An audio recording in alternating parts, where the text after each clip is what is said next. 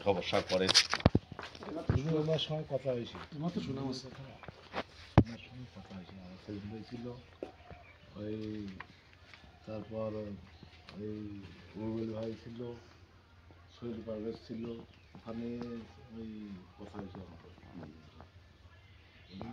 আমরা আছি আপনাদের যেমন এলাকায় আছে যে আমাদের ২৬ নম্বর দফায় যে প্রতিটা বাড়িতে ফ্যামিলি কার্ড হবে, ফ্যামিলি কার্ডের মধ্যে আপনারা কি পাবেন এটা মা বোনদেরকে বুঝাইলে, আপনারা বললে আমরা বললাম, আপনারা বললেন, তারপরে আমরা কিন্তু আমাদের একটা তো আপনারা বললে বেশি গ্রহণযোগ্য। স্বাধীনতা বিরোধী পক্ষ বিপক্ষ হয়ে গেছে, স্বাধীনতার পক্ষে স্বাধীনতার বিপক্ষে। এই জিনিসটা আমাদের মা বোনদের বুঝাইতে হবে। তারা কিন্তু ওই মা বোনদের টার্গেট করতেছে।